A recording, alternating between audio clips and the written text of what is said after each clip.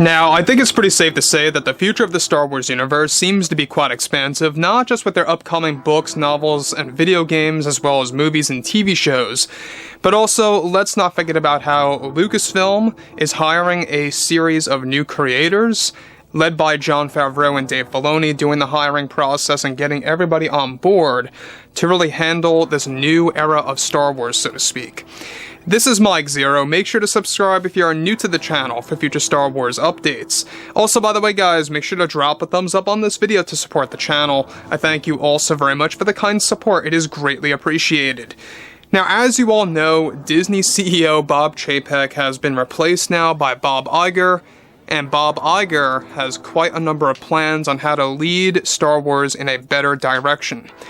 Now, the thing about Bob Iger, and we discussed this already, is that he is doing this out of desperation instead of being very much genuine to the fandom, and, you know, it really makes you wonder what kind of quality is going to come out of this, but thankfully nothing will be sabotaged when it comes to John and Dave's work. That is a set-in-stone thing. It's all grandfathered in to Lucasfilm. That's not going to change.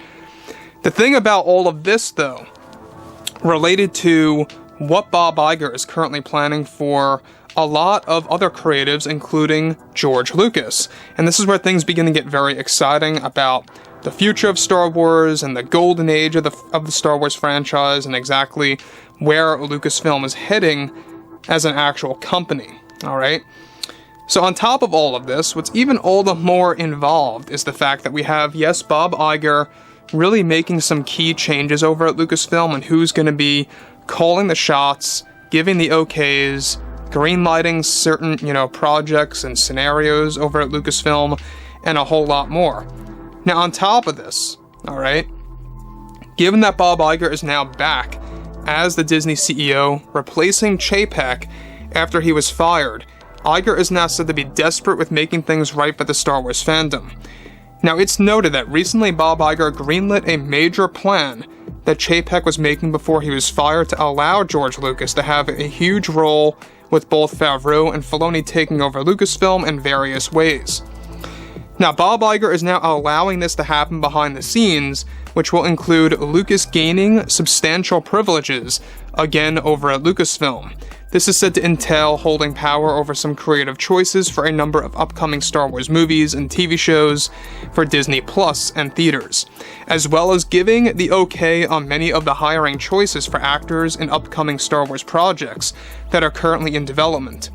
After Favreau and Filoni gained promotions over at Lucasfilm the past 4 months, Iger is now allowing Lucas to take over various sections over at Lucasfilm to take control of in order to steer Star Wars in the right path, since Iger is currently in panic mode over the Star Wars brand and how fast he will be able to recover all of it.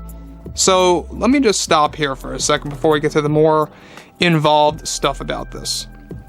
Now, for those of you that don't know, there's a lot of things coming out of this because Iger wants to make sure that Star Wars is going to thrive and survive. He wants to make sure specifically that Star Wars can really gain momentum again. And it's going to.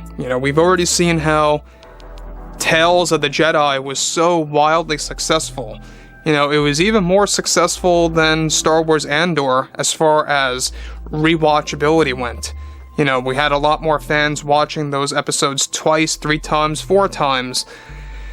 And I think a lot of that has to do with the fact of how it's very woven within the mythology and Dave Filoni's outlook on Star Wars. So, this is what Bob Iger is doing, basically, is that he's now allowing basically Lucas to call the shots on different angles of Star Wars, different elements of the franchise that George was not able to do before, even with Chapek involved. Sure, he was helping out with Favreau and Filoni and signing these deals to handle the franchise further, but this goes to a different level. This is basically giving Lucas privileges that somebody like Kathleen Kennedy would have as the Lucasfilm president, which, by the way, is going downhill as we speak.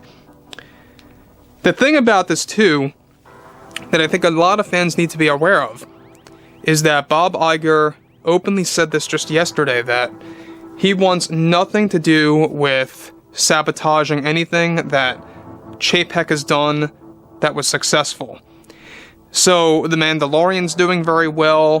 What they have in store for Tales, Bad Batch, Ahsoka, and a whole lot more on the horizon, that's going to remain as is. Alright, so nothing is going to change on a substantial level like that.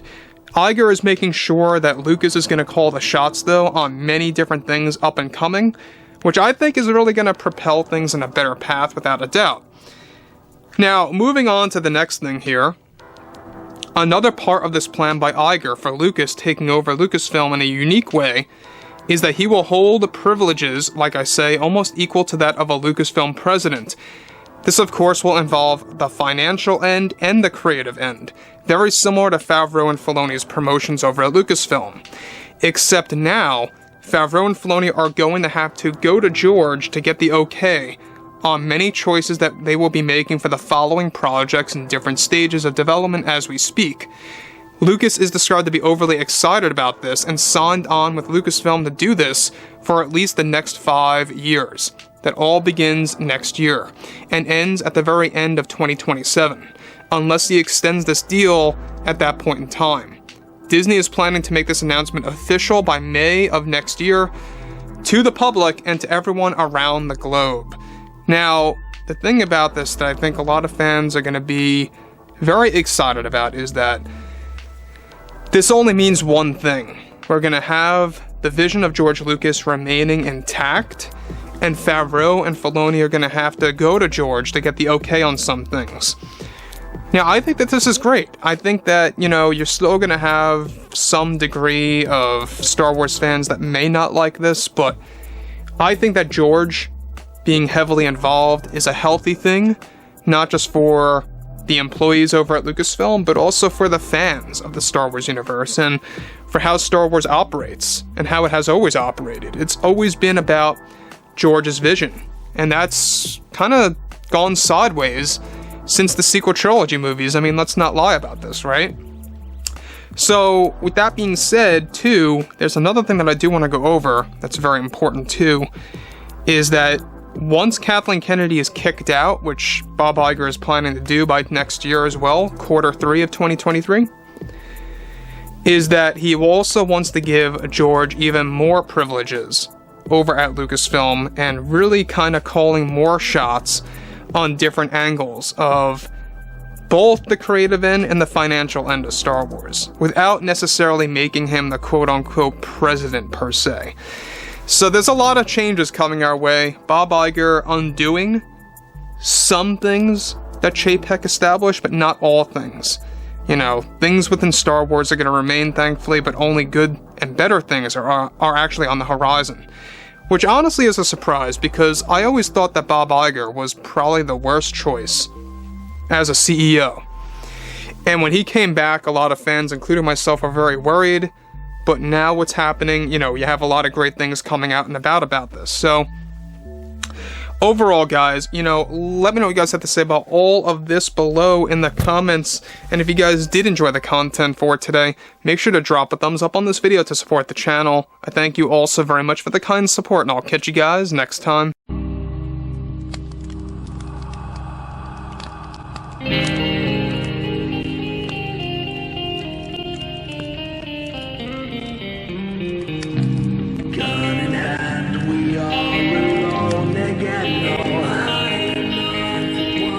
From night to moon we hear them moans again.